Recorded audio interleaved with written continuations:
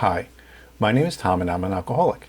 In November 2020, I was asked to lead an Alcoholics Anonymous men's step discussion meeting. The format of the meeting is for the leader to share their experience with one step in depth per week using the 12 and 12 book as a guide. I recorded my portion of the meeting to share with sponsees and others who could not attend the meeting. Thanks for taking the time to listen, and I hope that my message of recovery resonates with you. I'm Tom, I'm an alcoholic. Thanks again for hosting the meeting and keeping this thing going, and thanks for everyone for showing up tonight.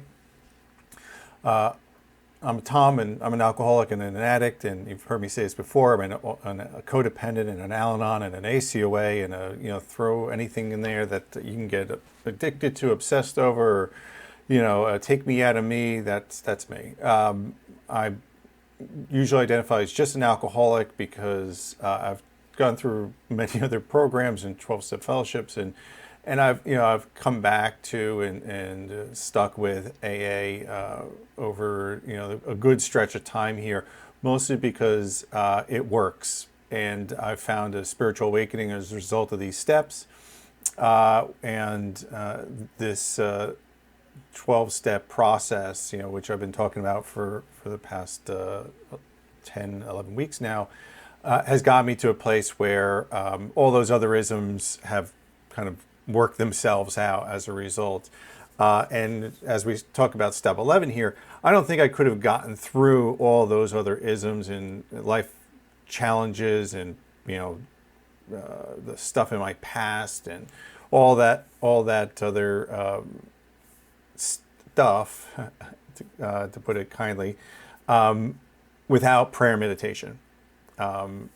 Didn't do it at first, but it certainly became a firm a piece of my recovery. So let's get started here. Step 11, sought through prayer and meditation to improve our conscious contact with God as we understood Him, praying only for knowledge of His will for us and the power to carry that out.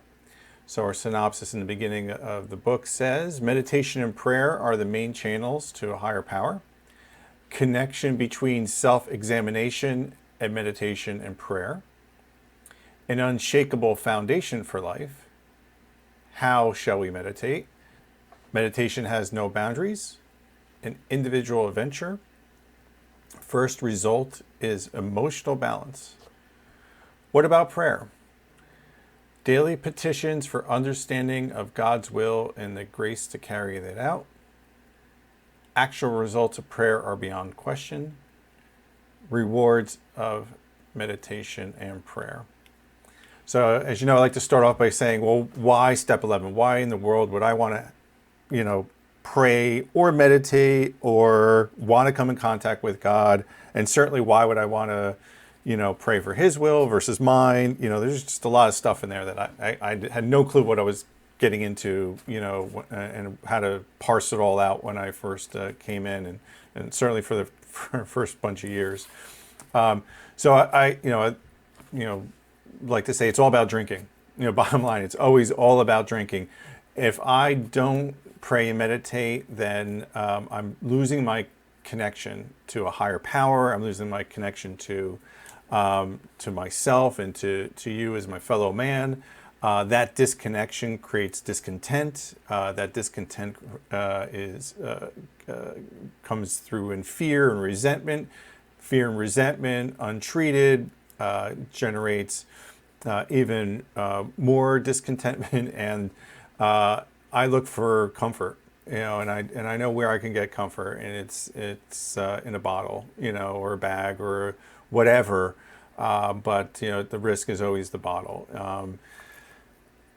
In this chapter, there's a lot less in terms of, risks. At step 11, he's not threatening us quite as much as he did in the early steps. But certainly there is one key one here, which I love on page 97. He talks about those of us who have come to make regular use of prayer would no more do without it than we would refuse air, food, or sunshine. And for the same reason, when we refuse air, light, or food, the body suffers. And when we turn away from meditation and prayer, we likewise deprive our minds, our emotions, our intuitions of vitality, needed support. As the body can fail its purpose for lack of nourishment, so can the soul. So there, there's my risk right there. That I'm not going to get the nourishment of my soul if I don't find some way to prayer or meditate to connect with my higher power. The promises are rich. The promises of step 11, they're all over the place. So on page 86 in the big book, it talks about our thought life will be placed on a much higher plane when our thinking is clear of wrong motives, right? So I'm going to be put on a higher plane. My thought life, which was a wreck, it gets put on a higher plane as a result of prayer and meditation. That's a pretty good one. I like that one right there. This was in the synopsis in the beginning on page 101 and 102 of its first fruits is emotional balance. Another one, man. Emotional balance for me. That's a huge promise. I nowhere close to that. Then a couple more, just because I love this stuff, is 104. It talks about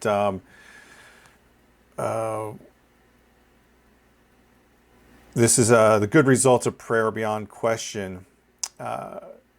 We have found strength not ordinarily our own. We have found wisdom beyond our usual capacity. We have found a peace of mind which can stand firm in the face of difficult circumstances. And then on page 105, we no longer live in a completely hostile world. We no longer are lost and frightened and purposeless. We are no longer disturbed. I mean, those are awesome promises. These are the things which, I think my soul craved, certainly as long as I can remember, having peace and purposefulness and belonging, and these are things that I felt were missing from my life, and I went searching in all the wrong places for them, and I'll say it, and I thought it was corny every time I heard it, but thank God I'm an alcoholic, because it brought me to this place where I feel that today. So let's get into some of this other stuff around step 11. Bill always likes to tell us why it's important and or why we don't do it. He'll throw an argument against it. In the beginning of the chapter, he talks about us rebelling against the idea of bowing before any God, that we believed in logic, certainly that we wanted to either blame God for all the injustice in the world, or think he didn't care, or used it as a lack of evidence that God actually existed. So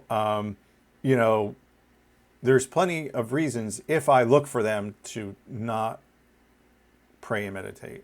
And what's Bill's answer? Do it. Do it anyway.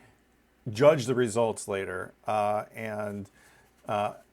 I think that instruction, also some sober suffering. I love that term. Some sober suffering, which led me to take on prayer and meditation, and seeing other people's success with prayer and meditation drove me to go ahead and do it.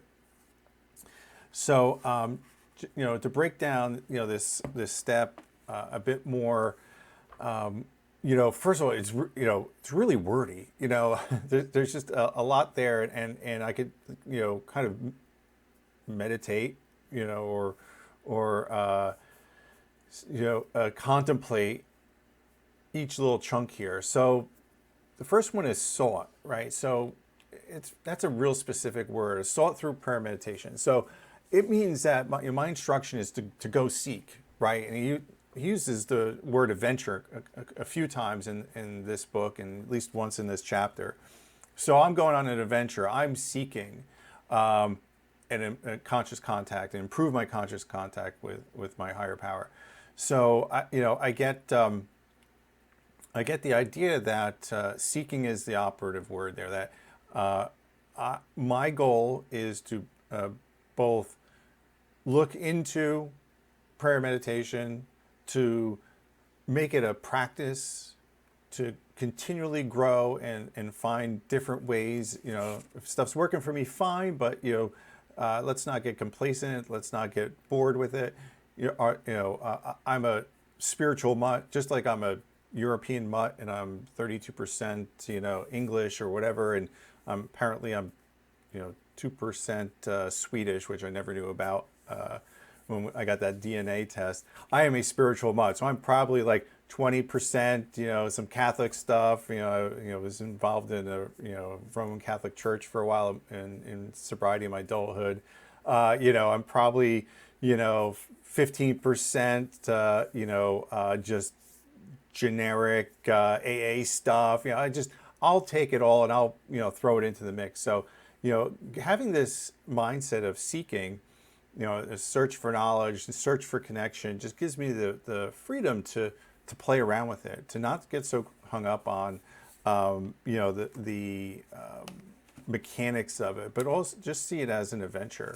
And that's what Bill's asking us to do. He talks about there's no boundaries. That has there's no the depth and weight are endless. So that's my first my first command is go seek.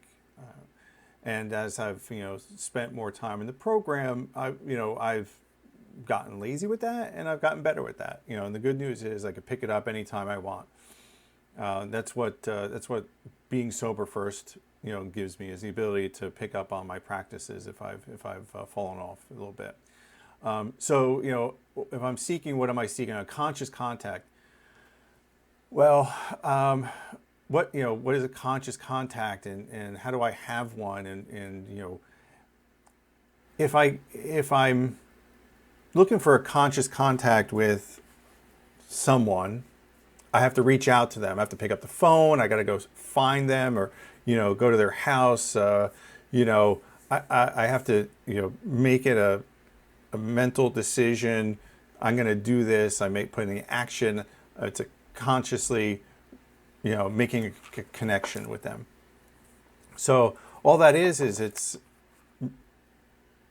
trying to find this higher power and deepen my experience with this higher power, and doing some things to feel that connection. Like if I make conscious contact with you pre-COVID, I'd shake your hand or give you a hug. We just made conscious contact. I heard one of my favorite AA speakers, Sandy Beach, talk about conscious contact. There could be a drink, alcohol on the counter. Conscious contact doesn't happen until I pick it up in my hand and put it down my throat. The alcohol has power. It's sitting over there, but I don't have conscious contact with it. It doesn't take over, and exert its power over me until I have conscious contact and absorb it. Same thing with a higher power. That power is out there. I need to go out and make a connection with it, and then it starts to have its effect on me. One of those cheesy slogans, but I love to use it as a kind of a reminder. One of those kind of church billboard things. It's like if I don't feel God anymore, who moved away, or something like that. Like the presence is always there. The power is always there. It's my role, my responsibility to make that connection and not drift away, or sometimes consciously, run away from God. I read in this other book, and I reread it tonight in prep of the meeting. This is the Zen of Recovery here. It talks about this is a reconnection process, much like paying your spiritual phone bill with mindfulness. Once service is restored, we hear the sounds of God everywhere, and we go in in everything we do. So, this is me paying my spiritual phone bill. All it takes is a little prayer, a little meditation, and I can get reconnected, get my service restored. And then I had another one here. Having a conscious contact means I have increased connection. This is on the top of page 105. It means I can handle adversity, right? All the suffering that comes up. If I've got this conscious contact, it might not even make sense to me, but at least I feel like that I've got resources that I didn't have previously, as I mentioned in one of the promises. But also that I can do this because I've got a connection. So the two ways that we can connect, have that conscious contact, is meditation and prayer. I'll talk a little bit about meditation first. I didn't understand what he meant about meditation when I first read the steps. I thought I'd have to be perfectly still or quiet. I thought I'd have to chant. What they considered meditation back when they wrote this literature, very different than what we think of it today. Really, it's about contemplation, reflection. Page 98 talks about self-examination. So here again, I'm not even in a fourth step, I'm not in a 10th step, but he's still asking me to do self-examination. So it's taking time out of my day, whenever possible, to be reflective. And sometimes that's the goal of, in preparation for some 10th step work. Maybe it's just before I go into a conversation, before I go into a meeting, before I connect with somebody, maybe I take a second to become reflective about what's going to happen here. Mostly it's about staying present. I've tried different meditation practices, guided meditation, silent meditation, meditation with music. I've done some meditation classes. John Kabat-Zinn does a whole series of practices around mindfulness meditation, and that seems to work for me. It's just about being aware in the present time of what's going on, right? What's my thoughts? What are my reactions? What it does is it gives me, again, some self-examination, some self-awareness, so as to not repeat the mistakes of my past. My trouble has generally been about stumbling around mindlessly through life and causing damage, even sober, especially sober. So the practice of meditation gives me, again, just that ability to either through a longer practice or even in a brief moment to get quiet and see what comes. I'm hugely grateful for the ability to do very short meditations. I can, take a deep breath or two and quiet my mind and proceed with the day. I've had to reset my days more often than I like to admit. I can get that again because I've got this conscious contact now, and I'm done some work. I feel the anxiety building. I could feel that fear, creeping up on me. I could feel the anger popping up, and I could take that breath and just get a moment of peace, and that is more than I've ever had. So the good news is that Bill talks about meditation in the 12 and 12. He gives that example of meditating on the St. Francis prayer, which I'll talk about in a minute as well. He gives some examples, and the best part is the humility these guys had when they wrote this literature. Basically, say this is all open for you. Go and seek out different tools and different sources, and take advantage of what's there. There's nothing dogmatic about their approach here in terms of prayer meditation, that about what we should be doing in terms of the specific prayers or specifically how to meditate. So that God-given, God-guided, way to set up the program, giving us a lot of leeway in terms of, me making a decision, what my higher power is going to be, me making a decision about how I want to connect to it through prayer and meditation, are awesome. Just in a word, giving me that freedom. So let's talk about prayer. I don't like the only for knowledge of His will for us and the power to carry that out. Or at least I didn't. I didn't used to like it because it meant that I wasn't going to get what I wanted. If all I worried about was what God wanted for me to do, I thought that that would pretty much end all, earthly, satisfactions for me. I thought that that would have got me in a robe, selling flowers at the airport, or poor, and I didn't like that idea too much. What what I didn't know was, that I could do both. I could pray for knowledge of His will for me, and eventually get to know what His knowledge, what His will is for me, and get the power to carry that out, and it not interfere with most of my worldly desires.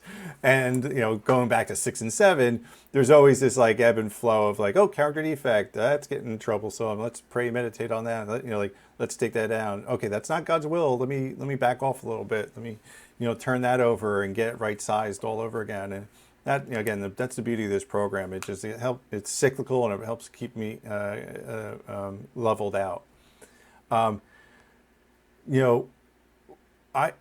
I I thought about the praying only for knowledge of His will for me, and I've heard it talked about not praying for myself. But when I pray for what I think is God's will for me, like, God, help me to not lie today. Help me to not be angry today. God, help me to be of service today. Those are selfish things that are going to help everyone else around me. I do pray for specifics, especially around either my character defects to have them relieved, or I pray for the person I want to be. The man I want to be is a man of peace, love, and service. And so that's where I used the prayer for myself. I love on page 104, he talks about falling into this trap, which is we think God, we form ideas as to what we think God's will is for other people. We want this person to be cured. We want this one to be relieved of emotional pain. We pray for specific things. Sometimes they're not as nice as those. Sometimes we pray for harm to come to others. I certainly wanted outcomes other than spiritual at times. And I love what he calls it here. He calls it a certain amount of presumption and conceit that I had to stop praying like I was God, and knowing what was good for others, even a positive outcome. Again, that idea of whatever will be. I certainly wish people well. I could pray for people's health, but I can't get caught up on outcomes. And that goes with both what I pray for other people and what I pray for myself. I'm in the prayer business. I'm not in the outcome business. It helps me stay humble. If I stick to that path, it helps me to not lay the groundwork for resentments, because I didn't get what I wanted. That person didn't survive. These things happen. If I'm caught up on outcomes, it's not going to work out well for me in my emotional sobriety department. And then finally, I've struggled with. I've bounced around with the concept of a God that has direct interaction. A God that I can petition with prayer, or that is involved in day-to-day life, and I also can use prayer in a way that's more of intention, or affirmation. I'm praying for positive stuff, what I'd like the outcome to be, doing it more towards releasing positive energy into the universe versus making it this, kind of like a personal vending machine God. And again, beauty of the program is I get to, decide which God I'm praying to each time I pray, and how I'm going to pray to Him. And the only one that matters to is me and my higher power. And then, the other pieces I want to touch on to finish up is, well, what do we pray? And, Bill's good enough. He gives us some examples. In the big book, in the section on step 11, there's a couple in there. That's the 11-step prayer is, in the big book. This is kind of spread out between 86, 87, 88. On 87, it talks about when we become agitated or doubtful, we ask for the right thought of action. That's real handy. Just God helping. What's the next right or thought of action? The idea of the prayer in the morning, right before we begin our day, ask to have God direct our thinking. So there's plenty of examples there, and they're really good when I didn't have specifics of my own. In the 12 and 12, he does a whole section on prayer of St. Francis. Absolutely changed my life, the prayer of St. Francis. It helped me to reverse my thinking, and reverse my behaviors in a lot of ways, because I started to see things differently as a result of praying on that on a regular basis. Another favorite of mine is the loving kindness meditation. If you don't know what that is, you can look it up. But the whole idea is I pray for, my loved ones, and then I start to go concentric circles out into the world and pray for them to have happiness and peace and overcome adversity.